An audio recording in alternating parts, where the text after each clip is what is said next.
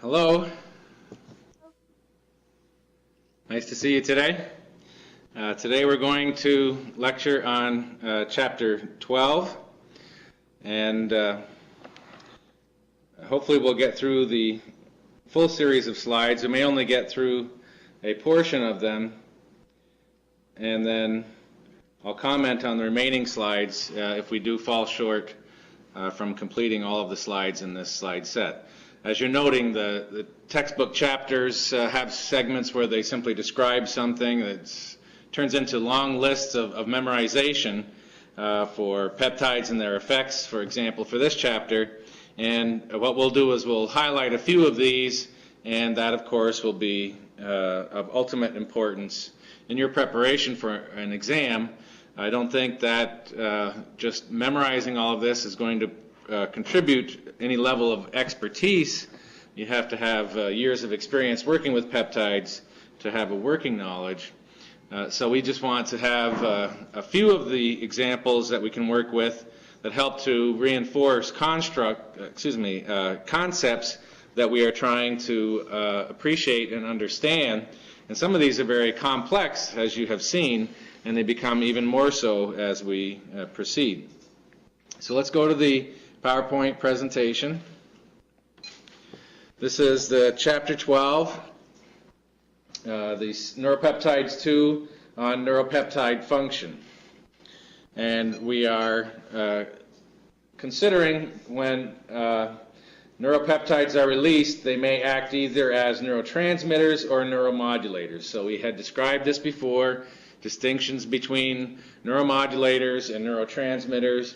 By this chapter in the textbook, you see that the author is referring back to Chapter 10, back to Chapter 5, back to Chapter 6, and I have decided to go and chunk out Chapters 11 and 12, and then we'll refer in our lecture series basically back to these when we're doing those other chapters. But they reinforce each other, and it's all based upon presumptive common knowledge that we should have from other biology courses, certainly introductory level biology courses, and so on and so forth. So a neurotransmitter, as we recall, is obviously synthesized within a neuron. It has to be present in the presynaptic component of this circuitry, the nerve terminal. It has to be released, otherwise how can it serve as an extracellular chemical messenger, obviously. And the amounts have to be sufficient and produce extracellular or interstitial physiologically significant levels or concentrations so that it can stimulate the postsynaptic cell when the neuron of origin of this chemical we're considering as a neurotransmitter is stimulated itself.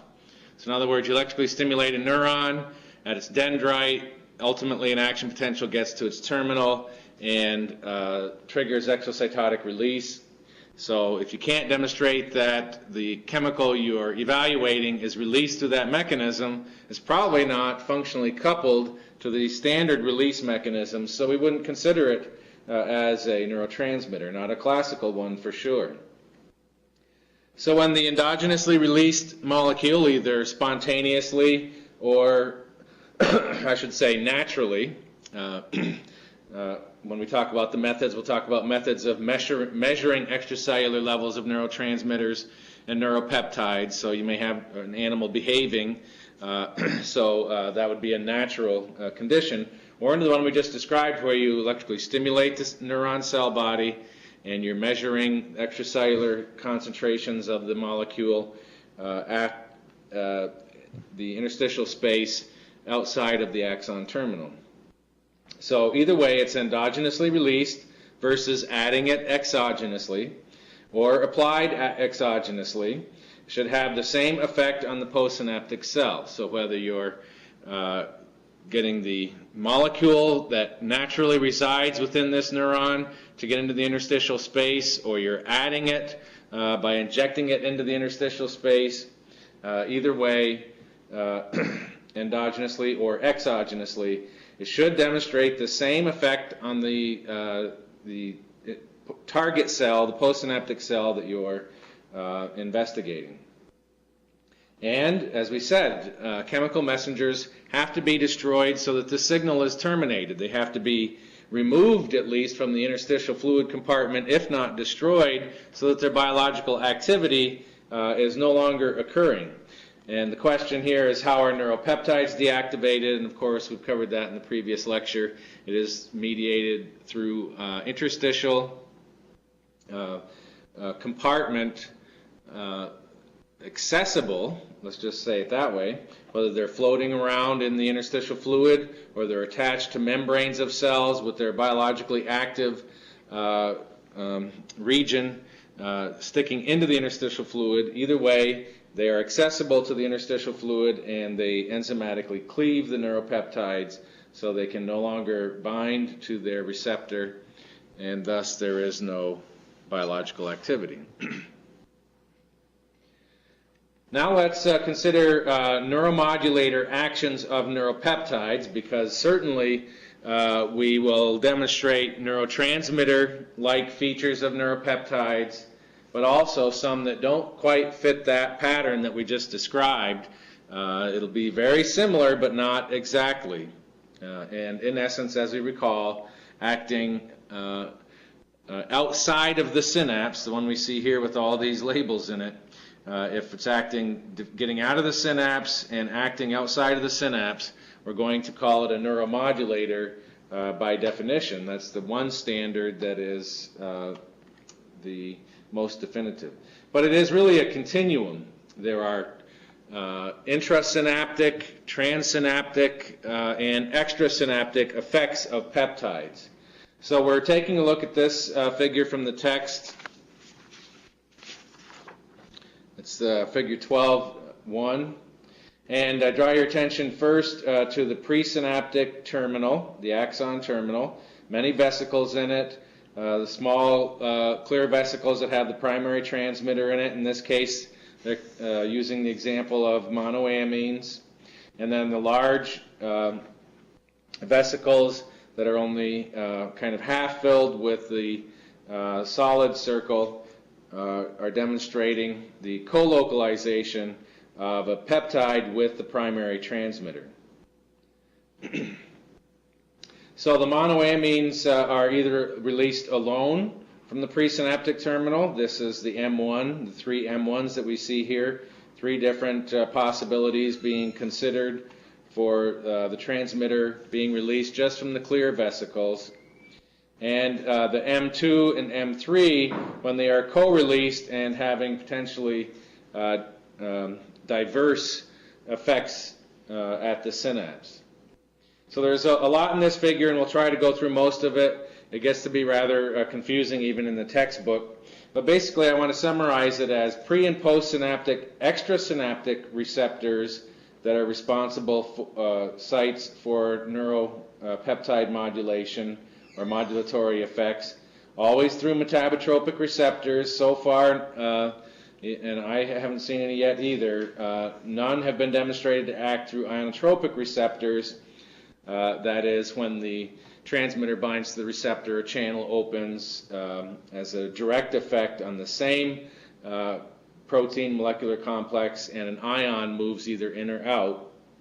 And again, introductory at this time. We'll go into details as we proceed with future lectures. So these obviously change the metabolism inside the cell, and we'll see an example of that as we proceed. There's pre- and postsynaptic metabotropic receptor-mediated mechanisms that can affect the neurotransmitter release.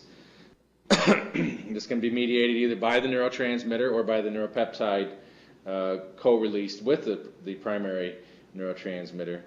And there can be second messenger systems that are either inhibitory, the G sub I, G protein coupled receptors, either inhibitory or the S for stimulatory, and we'll see examples of these as we proceed.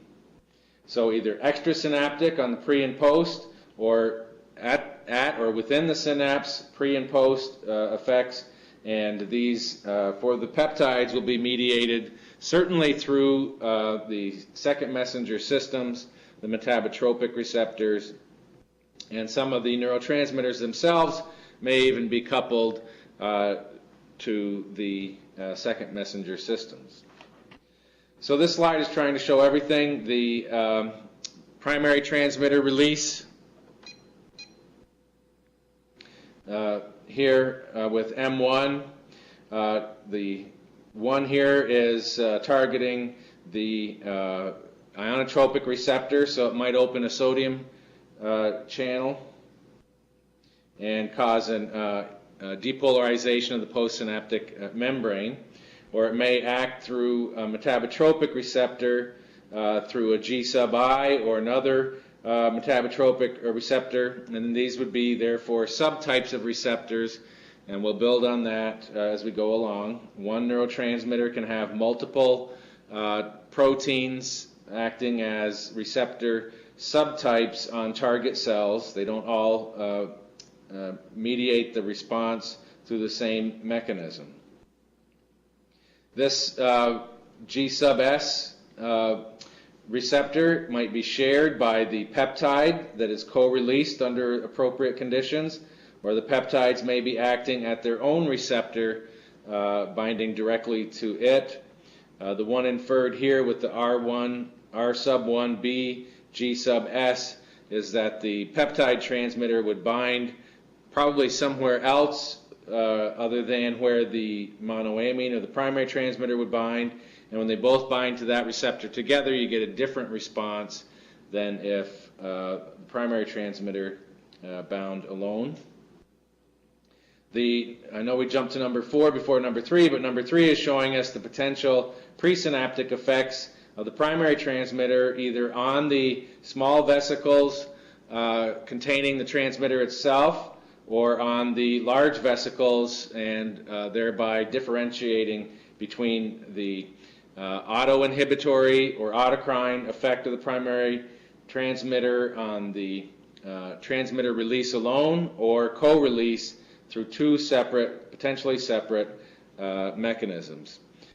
Shown over here with number 3 on the left, the PR1, presynaptic receptor 1, they're showing the potential targeting through a metabotropic type of mechanism, no doubt, of calcium channels, reducing calcium influx, therefore you would reduce release, not as much calcium coming in for the exocytosis, or increasing the potassium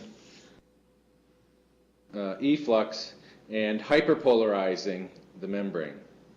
So through either mechanism. And then the peptides may be acting on the same targets on the presynaptic membrane to inhibit the release of itself and the primary transmitter. So a lot that they're trying to show in this one illustration. And as we go through the semester, we'll either use research articles or figures from the text to show examples of each of these. Then, of course, we'll take a quick look at the table 12.1, and this is what these are the collections of thoughts that one should have in mind when considering the neuromodulation by peptides. So, in reading an article where experimenters, the researchers may have collected data and they want to claim a neuromodulation, you'd have to run these through your mind as a filter to see if they answered each of them satisfactorily and sufficiently to draw the conclusion of a neuromodulatory effect. Excuse me. Or if you are studying the system yourself as a research scientist, these would be the criteria that you'd have to satisfy, obviously. So it's not acting as a transmitter, therefore it does not act transsynaptically. So it's got to be extrasynaptic effects. Must be present in physiological fluids and at physiological concentrations, and have access to the site of the potential modulation. So it's got to be able to gain access to the receptors, obviously. Alterations in the endogenous concentrations should affect neuronal activity consistently and predictably. So it either excites in a dose-dependent manner or inhibits in a dose-dependent manner, and at least for many of the cells within the region being studied, it may differ from region to region, as we'll see, and it may be that not all the neurons within one nucleus of the brain or spinal cord would not respond exactly the same, or some not respond at all because they don't express the receptor, or the appropriate co-transmitter is not present to disclose or reveal the modulatory effect. And we'll understand that a little bit more as we look at some of the figures. So exogenous application should produce the same thing. And we might even reverse this. In many cases, it'll be studied with the exogenous application of the molecules before, or if even ever, the test is performed to see if the endogenous release is possible to bring about the same effect. So the substance should have one or more specific sites of action through which it can alter neuronal activity. So a lot of pharmacology and physiology, molecular biology performed to achieve the satisfactory data to sufficiently conclude this one. Inactivating mechanisms should exist, so there should be a reversal without a washout. So if you're testing in a bath and you're just recording from neurons, if you add the molecule, the effect should wear off just from the degradative enzymes that are supposed to be or required to be present, as long as you're using the same molecule, if it's not modified and things like that. Sometimes they'll just wash away the bath solution, replace it with fresh, and show a washout effect, which is good, but you should be able to show the natural termination of the signal as well. And the exogenous administration of the neuropeptide agonist should have the same effect as increasing the endogenous release, and the exogenous administration of antagonists should have the same effect as decreasing endogenous release. So quite logical, but sometimes when we're reading research reports, we find that the experimenters don't quite satisfy these, but they draw strong conclusions just the same. So that's one of our goals in this class, is to try to build these tools with which we can critically evaluate the primary literature and review articles as well as textbooks. Thus, we can move to this figure 12.2 and begin thinking about how the neuropeptides can alter target neurons, either synaptically or extrasynaptically. You know, it could be a continuum. So here up on the left, we've got processes 1 and 2. These are physiological processes, mechanisms of action that might be transsynaptic. So let's think that something could escape from this synapse somehow. Usually the dendrite isn't quite so close to the cell body, but let's just envision that somehow it might be. And so it could diffuse from here and possibly also have an effect right there.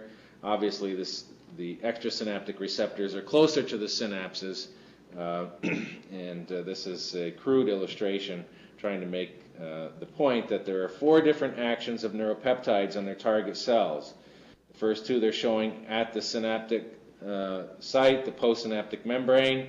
The third at the soma, and the fourth at the axon terminal. These at the axon terminal have to occur there, but 1, 2, and 3 can actually be distributed and accompany each other anywhere on the dendrites and the soma, not strictly separated like this as for illustrative purposes. So in other words, if we look first straight at number 3 at the cell body, TRH binding to its receptor that's coupled with the G sub S protein to adenylate cyclase, this will increase or activate the adenylate cyclase, either increase activity would be the way to term it, or activate the enzyme.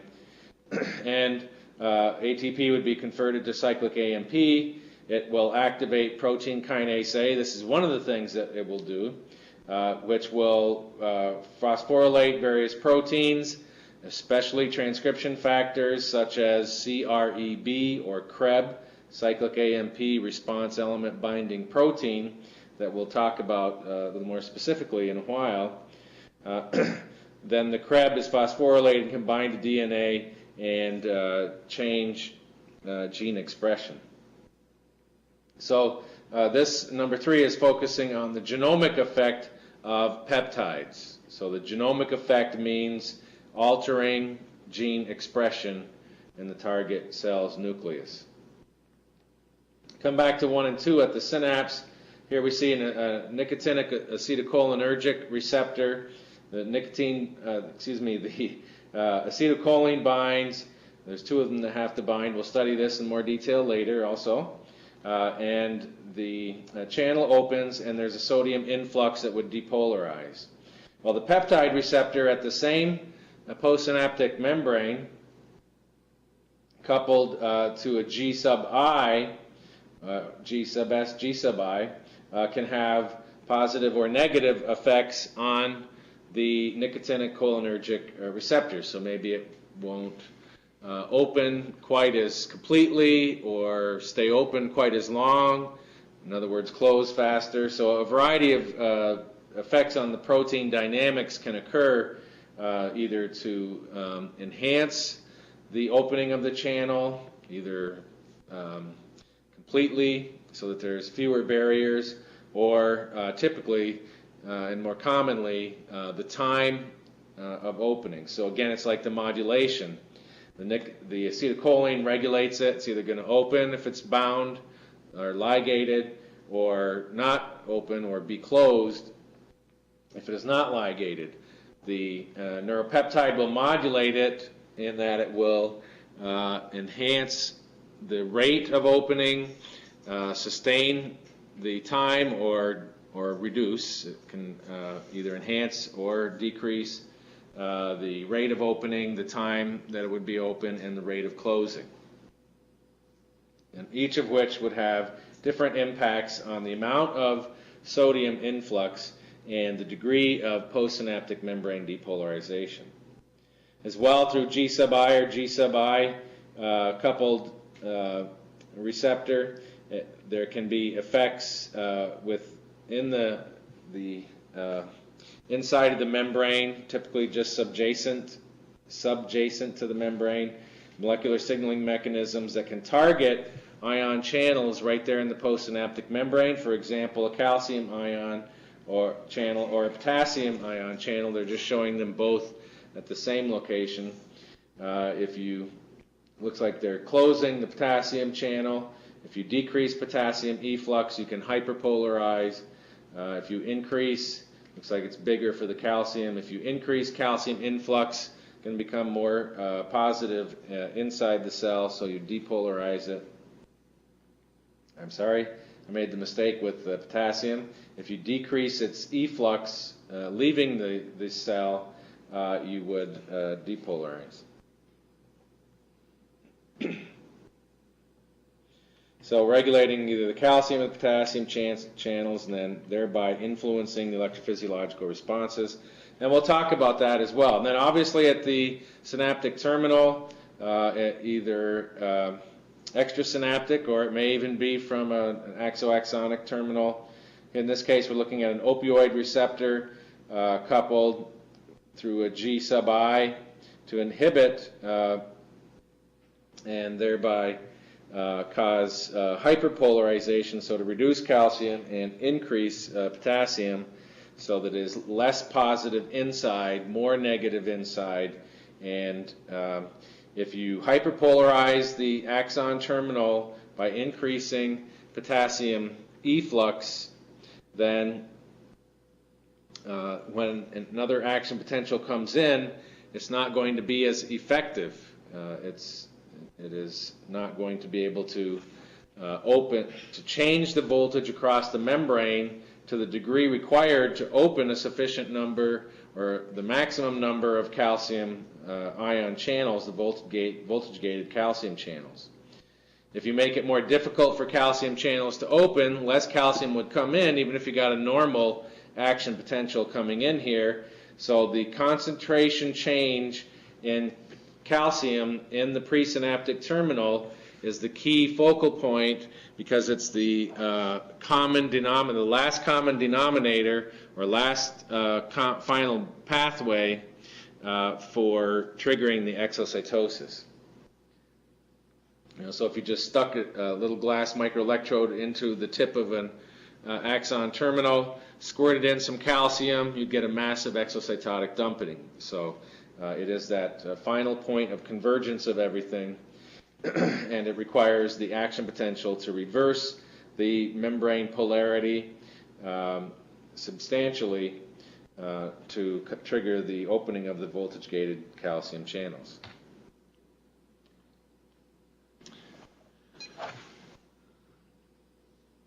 So then if we are going to envision a neuropeptide or a peptide as a neurotransmitter, there are the 8 criteria that have to be satisfied as well. It's got to be present in presynaptic elements. We stated that, but in an uneven distribution throughout the brain. So if it was evenly distributed everywhere, we would be really doubtful that it would have any functional relevance.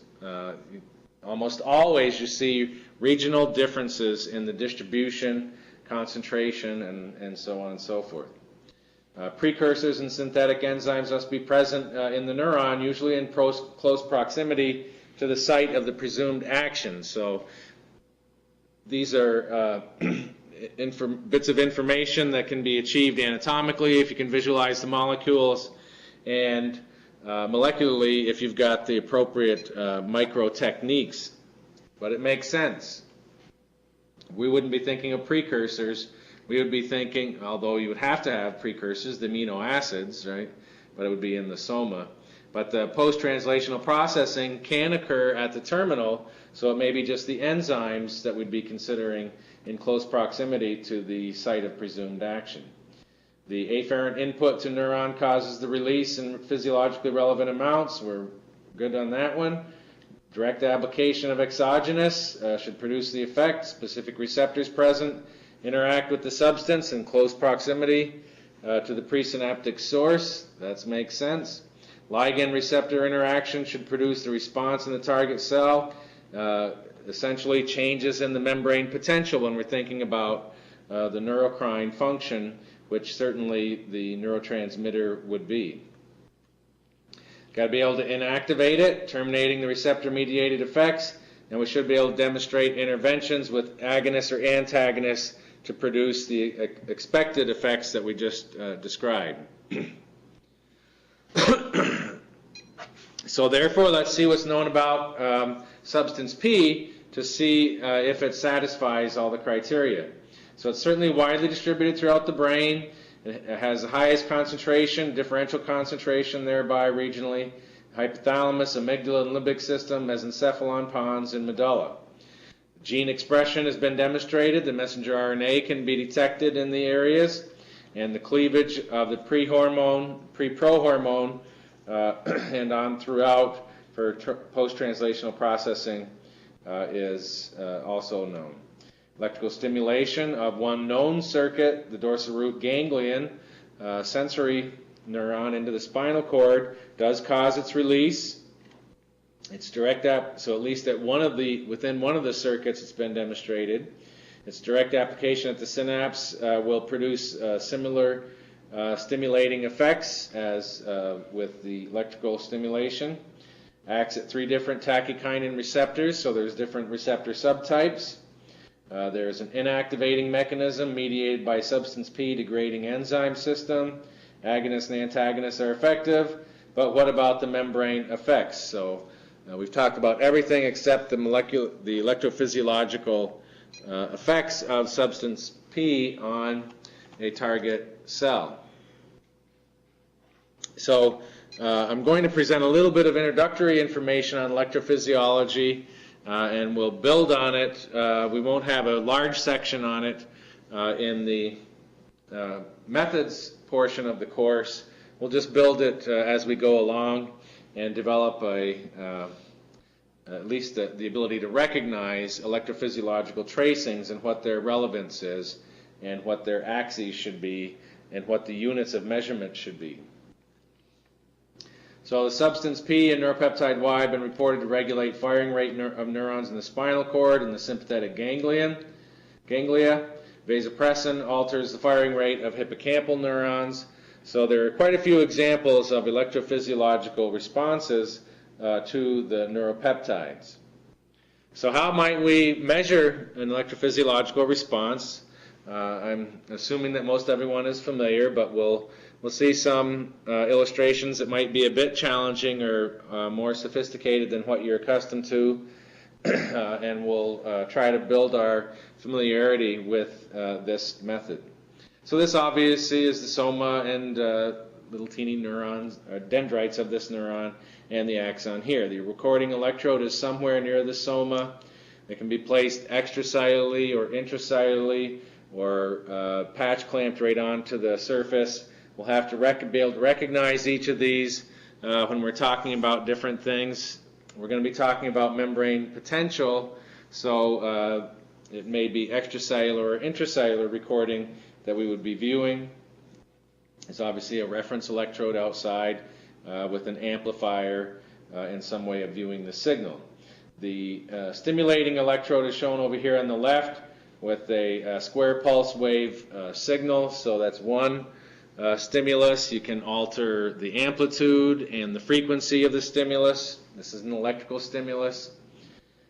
This might also be some type of capillary pipette that could be used to deliver drugs onto this, or another one nearby would be there, so you could have both electrical stimulation and the ability to deliver the substances into the interstitial fluid surrounding this neuron, and then measure the effects on the membrane, and as well be able to pick up and detect action potentials. So this is a slide showing 3 panels that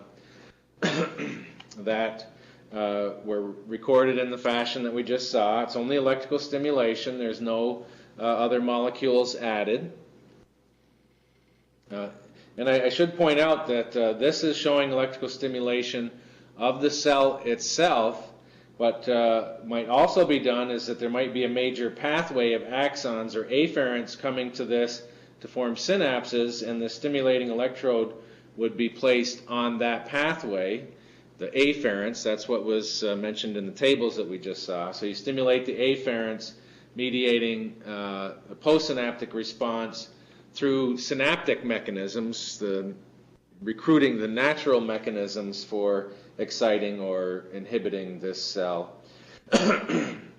In this case, we're just thinking about electrically stimulating the cell itself in such a fashion that we would depolarize it. So with this depolarizing electrical stimulation, the amplitude isn't very high, so the depolarization of the membrane isn't as high as we obviously are going to take it in this mock study. But it is taken high enough to achieve the production of action potentials. It may not be reaching the threshold that we always think about. When you stimulate, it's got to reach threshold, then you cause an action potential. What I want you to be thinking about now is not that, but thinking about changing the overall properties of a membrane so that it gets closer to and it stays at that level. It holds a membrane depolarization state that is closer to threshold.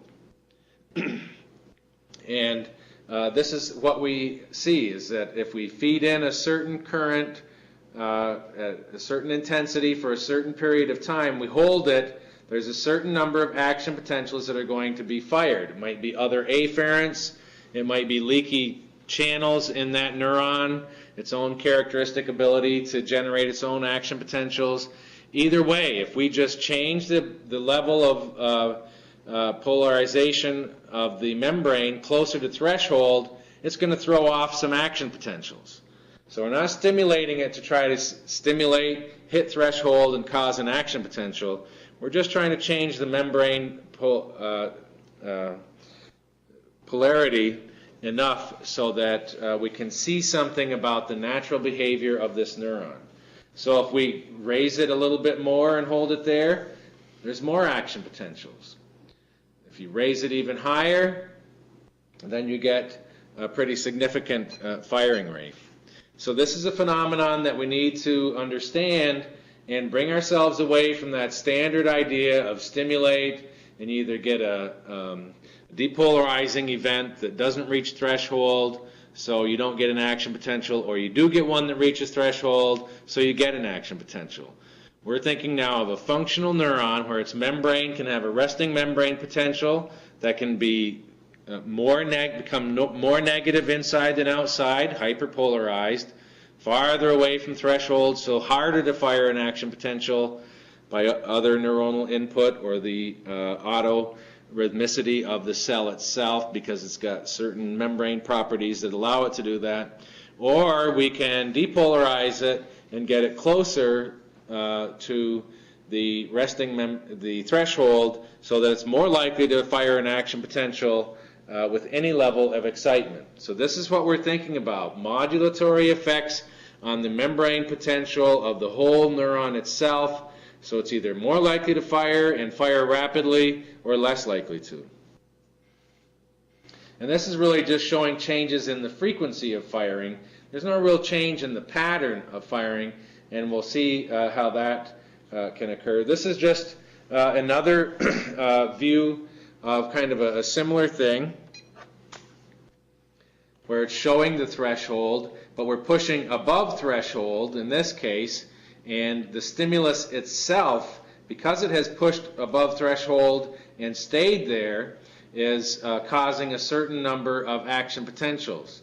If we push it even higher above threshold, we get more action potentials, and this is a dose or a current response mechanism. So we increase the current, the amps of the stimulation, and the stimulus starts at this arrow and it stays on until this arrow.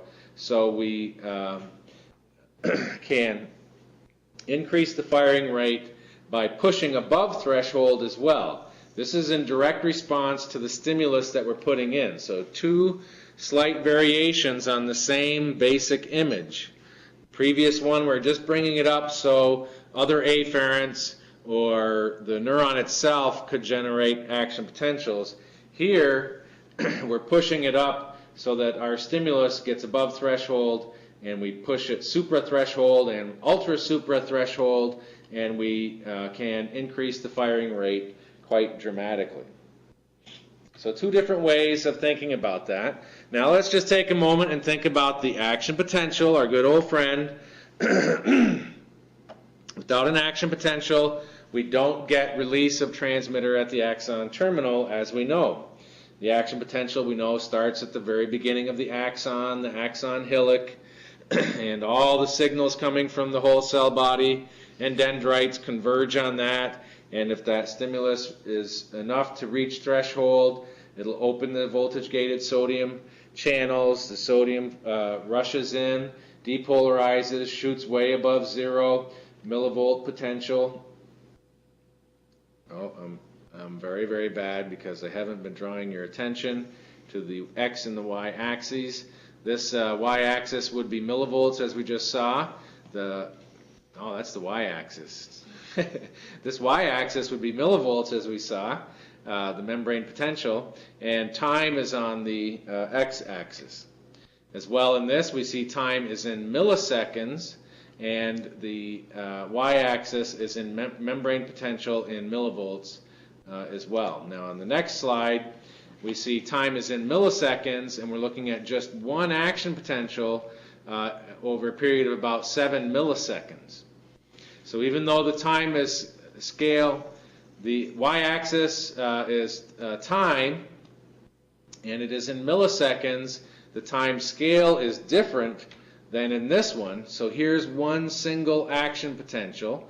Still, it's a time scale in milliseconds, but obviously it's all compressed. So this is a very rapid, this is a slow recording rate. So one action potential about 7 milliseconds is one little dot kind of on the x-axis.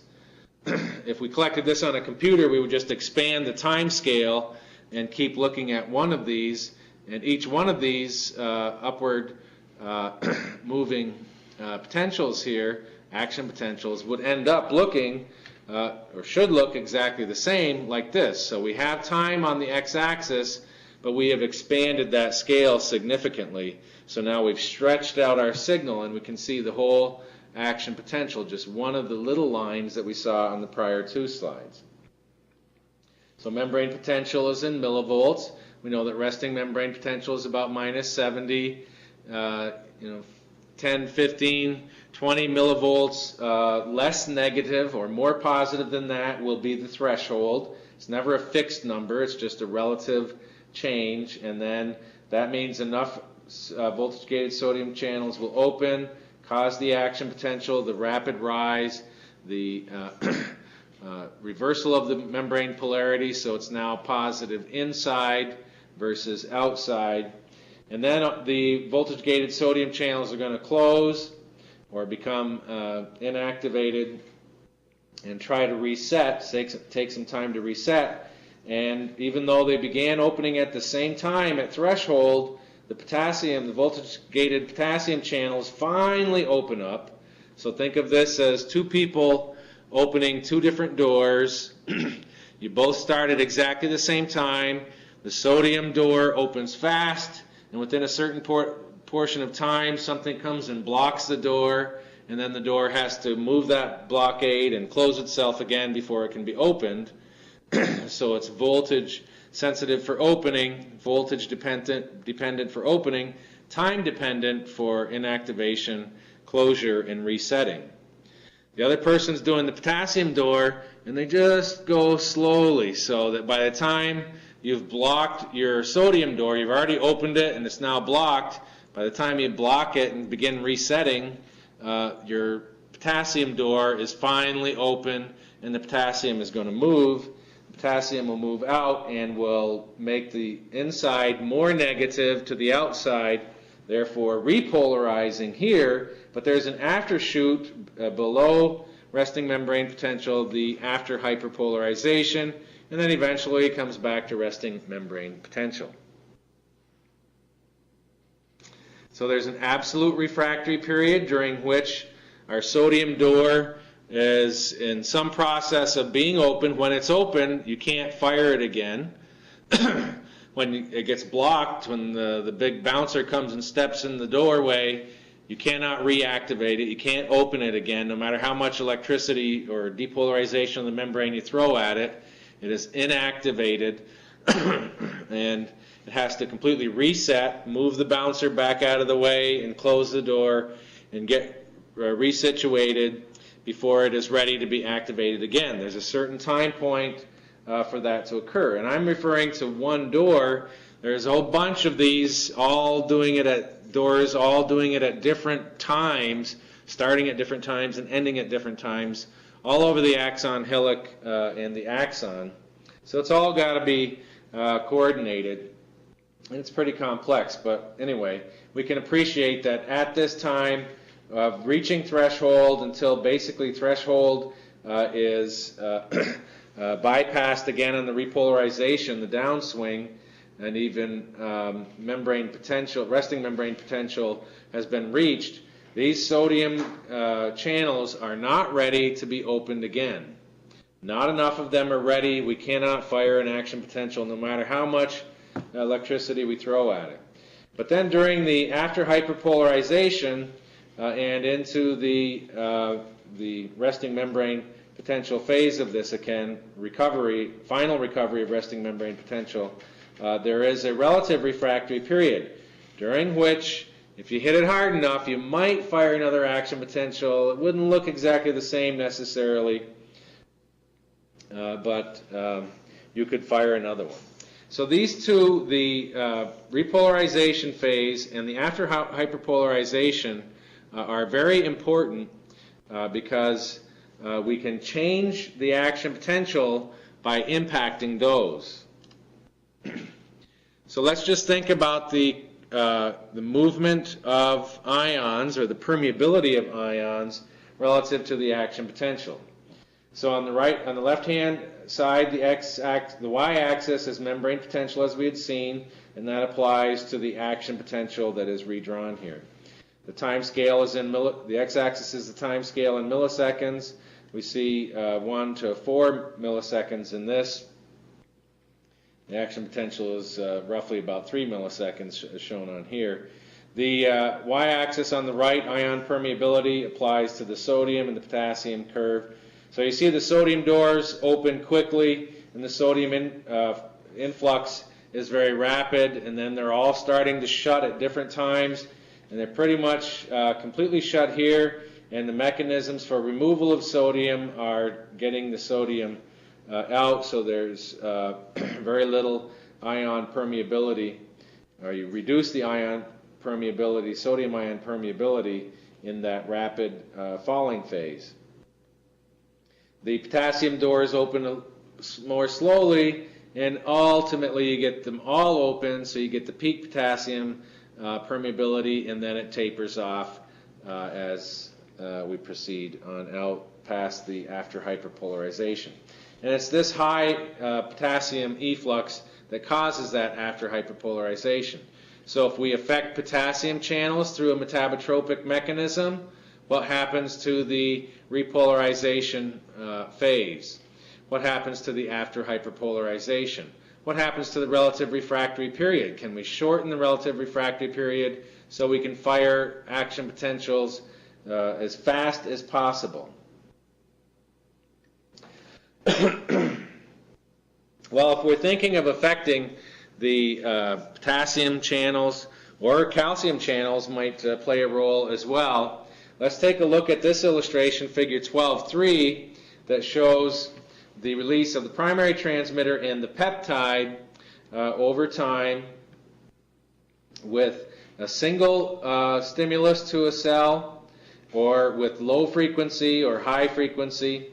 And what we see is that the peptide seems to be released almost in a pattern. This isn't an action potential, this is the release. But while this is in the synapse, we could think that it would be affecting the membrane potential and the action potential. And if we're going to affect the action potential metabotropically, we want to have something happening a little bit afterward. So we can almost see the effect of the peptides on the action potential. If we could superimpose an action potential illustration on these, peptides might change the shape of the action potential if they're present and having their effects on the target cell membrane such that it would impact the potassium or calcium channels. So I'll end with this slide. This is an action potential of the cardiac left ventricular contractile muscle cells. And we see that it looks very different than the action potential that we considered for a neuron. Sure, we hit threshold. There's a very rapid rising phase, overshoots 0, and then begins to repolarize as those sodium currents or permeability decreases. The sodium channels are closed. And then what happens is that calcium channels are opened, and the types of potassium channels are calcium dependent as well as voltage dependent. So there's a calcium influx that sustains the positive inside versus outside. So there's a plateau phase close to 0, gradually tapers as the intracellular calcium builds up. It triggers the opening of the final opening of the potassium channels, and then the calcium starts to get removed, and the potassium efflux occurs, and we get the repolarization. And look at the length of the relative refractory period. It's somewhat shorter. The absolute refractory, and this is over about 200 milliseconds, so it's much, much longer than the the typical neuronal action potential. The absolute refractory period is extended for a very long period of time, And actually, in cardiac muscle, what happens is the muscle contraction occurs over this exact period of time. So when it is relaxed again, then it can throw another action potential and contract. If we had a short absolute refractory period and faster firing rates, our heart would just quiver and come to a stop, right? It would just contract into a knot like a Charlie horse in your calf, and would not be too consistent with staying alive. So we'll begin looking at some of the figures in the text on the next lecture that follow from this basic reminder of membrane properties, action potentials, what they look like, and how they might be altered by affecting different ion channels in the membrane. So I appreciate your time and attention, and I hope you have a nice day. Thank you.